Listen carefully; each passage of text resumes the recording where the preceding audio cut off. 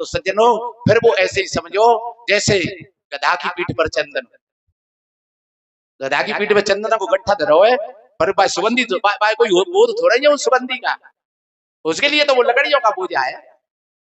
कोई भी शास्त्री हो, कोई भी विद्वान हो, अगर विद्वता में अगर ऐसा ही है, उसके पास में अगर अनुभव के मूर्ति पूजा मूलम गुरुपदम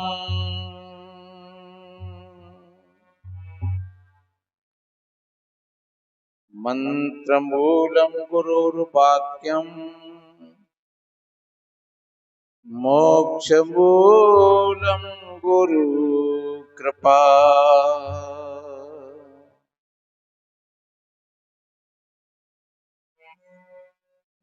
गुरु बिनु ज्ञान नहीं उपजे, नहीं अज्ञान बिना।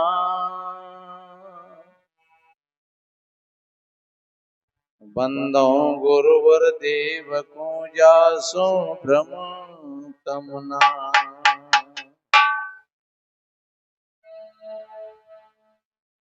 गुरु कृपा सो पाइए,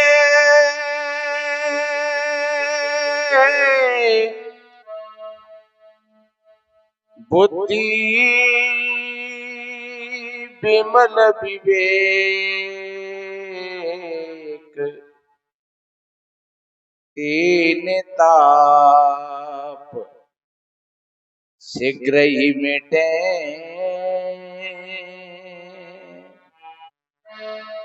श्री गुरु चरणनी की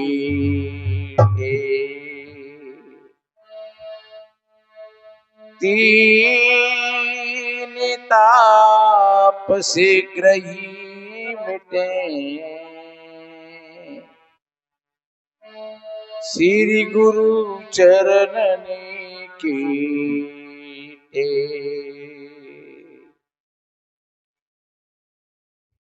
विश्व वंदनीय संत सम्राट सदगुरु कबीर देव मुदमंगल में पूजनीय श्रद्धेय संत समाज, धर्म प्रेमी सज्जन,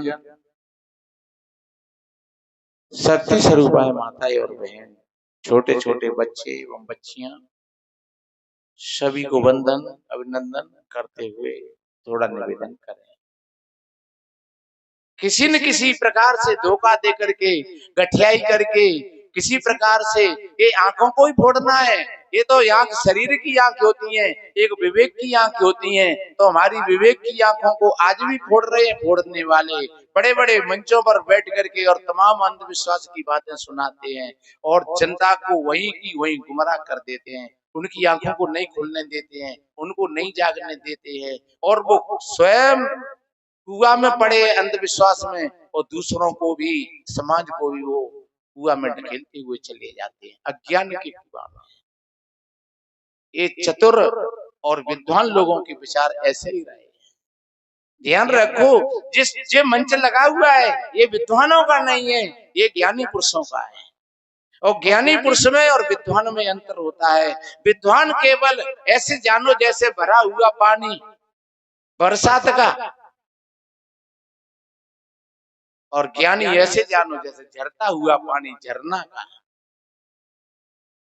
भरे हुए पानी में तो कभी गंदगी आ जाती है, कभी गर्माहट आ जाती है, कभी ठंडा हो जाता है, और कभी उसमें कीड़े भी पड़ जाते हैं, उसमें से बदबू भी आने लगती है, क्योंकि वो भरा हुआ पानी है।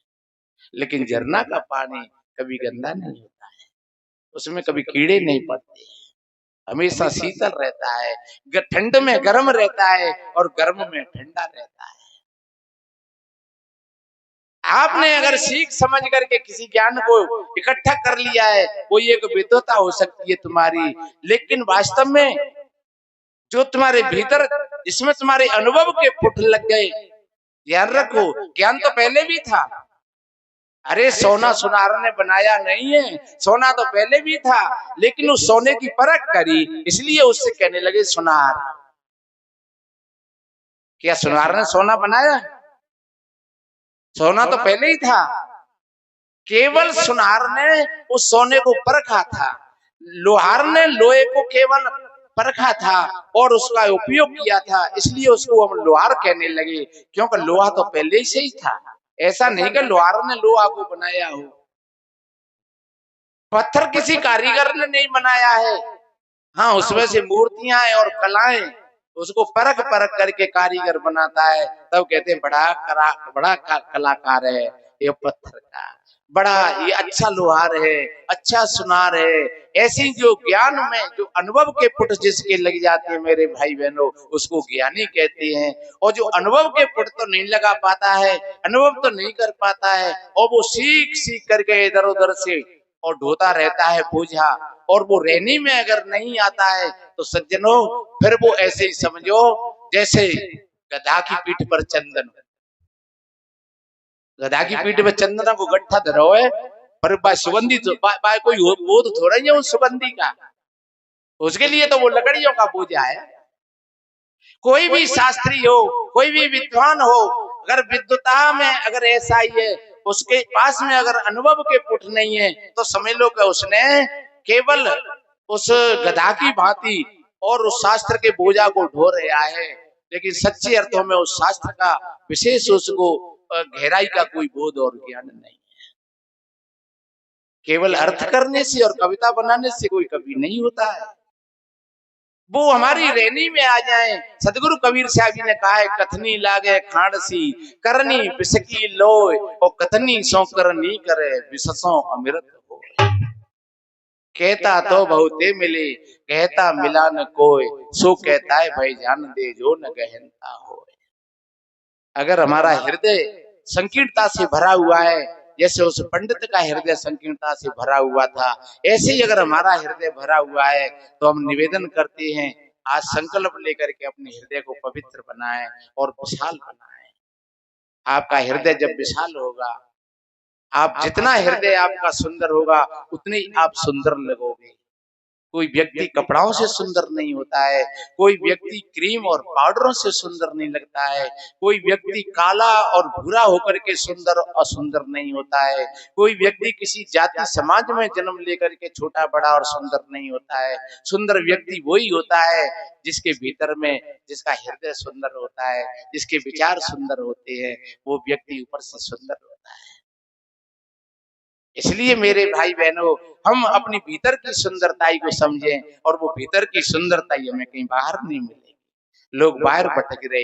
एक बहन बाहर गई कहीं, एक बहन ने कहा, एक छोटा सा भजन सुनाऊं फिर पूरा करेंगे। साहिब जी विराजमान है।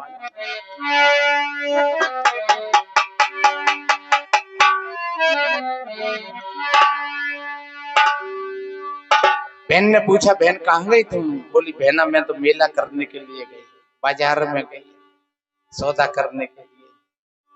बोले, बहना एक बाजार में बताऊं? और वो बाजार जो चीज बाहर के बाजारों में नहीं मिलेगी, और बाहर के बाजारों में जो चीज मिलेगी वो असली नहीं होगी, वो नकली होगी। और बाजार के जो व्यापारी हैं वो भी नकली हैं। इसलिए तू लौट करके देख, एक बाजार लगा हुआ है छोटा सा। कहां पर, कैसे?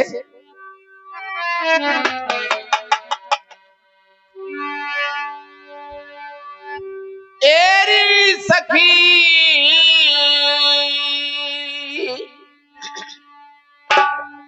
कायागढ़ में लागी ये दुकान।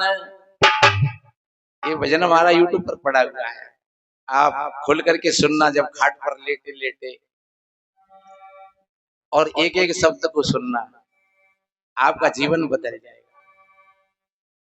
हमारा नहीं है। जैसे मैंने कहा था कि सोना सुनार का नहीं है, सोना तो पहले से ही था। ये सामग्री तो गुरु महाराज की है। हम तो केवल परोसने वाले हैं, बांटने वाले हैं, बताने वाले हैं। जैसे सुनार सोने में से नाना तरह की गहनी और आभूषण गढ़ के, सोना नहीं बनाया उसने, आभूषण बनाए हैं। ऐसे ही जो ज्ञान है वो गुरु महाराज का है, लेकिन नाना तरीका से ये संत महात्मा कहते हैं और समझाते हैं और बताते हैं। कहने लगे, हो बाजार दौड़ी काये को गई, एरी सखी कायागढ़ में लागी ये तूफान, बाजार दौड़ी काये को गई। बड़े हो संत जी, सबको मेरी साहेब बंदगी।